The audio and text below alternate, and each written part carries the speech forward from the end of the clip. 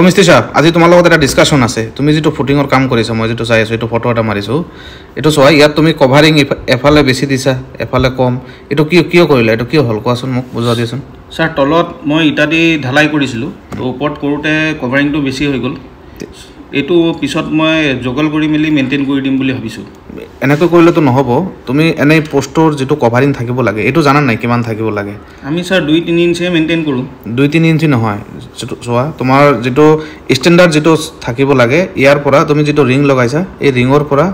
এইখিনি পজিশন লৈকে এটো 40 mm তাৰ কভাৰিং থাকিব লাগে এটো মনত থাকিব 40 mm তাৰ মানে তুমি 1.5 ইঞ্চি মান ধৰা লব পাৰা ইয়াত তলত মাটিৰ তলত যদি অলপ বেছিকৈ দিম বুলি ভাবিছা হাৰ্ডলি তুমি 50 mm লব পাৰা ইয়াত তাৰ বেছি যাব নোৱাৰা তো তাত ইয়াত তোমাৰ 3 ইঞ্চি 4 ইঞ্চি মান হৈ গৈছে 4 ইঞ্চি মানে হৈ গৈছে এটো ইফালে 4 ইঞ্চি এটা সাইডত 4 ইঞ্চি আৰু এটা সাইডত 1.5 ইঞ্চি তো এনেকুৱা হলে নহব আৰু তুমি যেটো ভাবিছা যে জগল কৰি লৈ যাম জগল ইয়াৰ পৰা জগল কৰিব কেতিয়াও নোৱাৰা এটো এনেকৈ বেন্ড কৰি এনেকৈ লৈ যাব নোৱাৰা তোমাৰ পোষ্টটো ষ্ট্ৰেট থাকিব লাগিব পোষ্টটো সদায় ৰডটো ষ্ট্ৰেট থাকিব লাগিব আৰু যদি কিবা কাৰণত কৰিব লগা হয় এটো বহুত ওপৰত গৈ টাইবিমৰ ওপৰত গৈ স্লাইড এনেকৈ 1:6 ৰেশিও এটো সৰু কৈ স্লাইড বেন্ড কৰিব পাৰা কিন্তু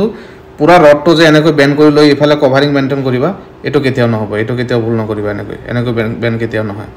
তো তাৰ পিছত আৰু এটা কথা হল যে তোমাৰ এটো চোৱা তলত ইটা দি যেটো শাটাৰিং কৰিছা ইটা দি কেতিয়াও শাটাৰিং কৰিব নালাগে এটো জানা নাই কিয় স্যাৰ গম নাপাম হয় এটো ইটা দি শাটাৰিং কৰিব নালাগে কাৰণ ইটা এই মছলাটো যেতিয়া ঢালাই কৰিবা ইটাই তাৰ গুটে পানীখিনি এটো টানি লব আৰু যাৰ কাৰণে তোমাৰ ইয়াত হানিকম এইফালে হানিকম ওলাইছে গুটেখিনি হানিকম ওলাইছে আৰু ইটা পানীখিনি লিক কৰে যাৰ কাৰণে গুটে পানী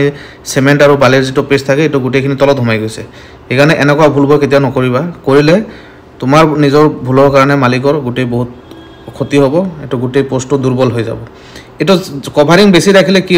কি হয় প্ৰবলেমটো কি হয় এটো জানান নাই স্যার এটো গম নাপাম আপনি কৈ দিয়কচোন এটো মানে কি হয় তোমাৰ কভাৰিং যদি বেছি ৰাখা এইখিনি পজিশনত তোমাৰ ক্ৰেক ইস্যু ডেভেলপ হৈ যাব পাৰে এনেকৈ ডায়াগোনাল ক্ৰেক হ'ব